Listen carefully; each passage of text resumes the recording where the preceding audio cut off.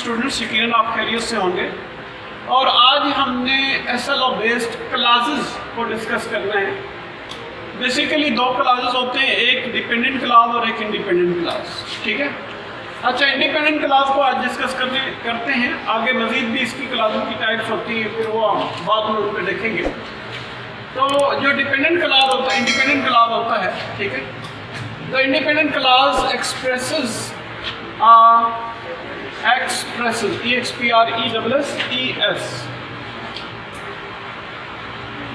expresses a complete idea and remains meaningful even when the dependent classes are removed.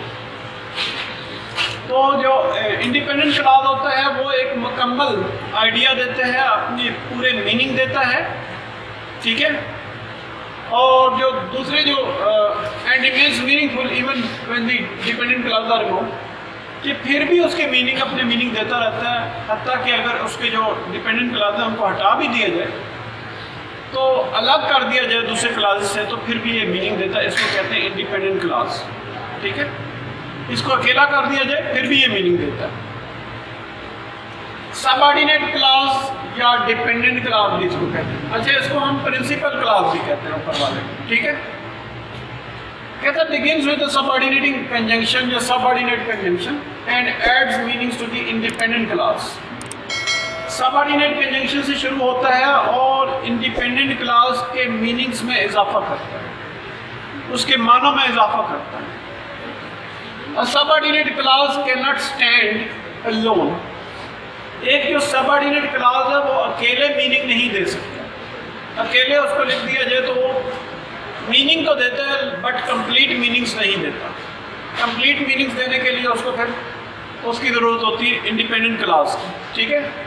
अब आगे देखते हैं कि ही इज़ द मैन, ये अब इंडिपेंडेंट क्लास है, ठीक है। दूसरा है who came for dinner last night, जो लास्ट नाइट डिनर के लिए आया था, ठीक है, पिछली रात डिनर के लिए आया था, ठीक है। अब ये इंडिपेंडेंट क्लास है, यहाँ पे अगर मैं फुल स्टॉप भी लगा दूँ तो ये कंप्लीट मीनिंग देगा, अपने तौर पर अकेले ये स्टैंड कर सकता है। जबकि इसको कैपिटल कर दूँ W को, who came for the dinner last night, जो कि पिछली रात डिनर के लिए आया था, खाने के लिए आया था, तो ये फुल मीनिंग नहीं देगा, ठीक है। जो कि पिछली रात खाने के लिए आया था, ये बिल्कुल जो है वो आप ये कहते हैं कि कौन आया था जी, ठीक है, तो मैंने, ठीक है। अच्छा, आगे हम देखते हैं कि when the fog lifts, जब धुंध खत्म होती है, ठीक है, तो ये हो गया डिपेंडेंट क्लास। जब धुंध खत्म होती है तो क्या है, ये सवाल पैदा होता है ना, ठीक है। जहाँ पे क्या सवाल पैदा होता है तो फिर उसके लिए ये बन जाता है इंडिपेंडेंट। दूसरा ये कि इसकी आसान तरीन पहचान ये है कि ये सबऑर्डिनेटिंग कंजंक्शन से शुरू होता है, व्हेन से शुरू होता है। द प्लेन विल फ्लाई, अब द का टी जो है अगर उसको मैं कैपिटल कर दूँ, द प्लेन विल फ्लाई, तो आगे फुल स्टॉप लगा दूँ, ठीक है, जो कि होना चाहिए। तो ये इंडिपेंडेंट क्लास, जहाज उड़ेगा, ठीक, कंप्लीट सेंटेंस, कंप्लीट मीनिंग्स दे रहा है।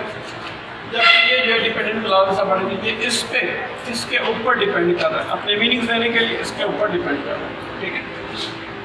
और ये इस पे डिपेंड कर रहा है।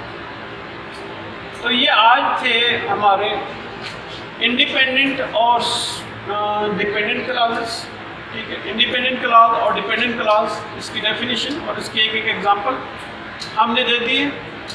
तो नेक्स्ट कमिंग डेज में फिर हम आगे कोई इसका जो मुतबादल है, अल्टरनेट है, कोई और चीज़ें जो है वो डिस्कस करेंगे।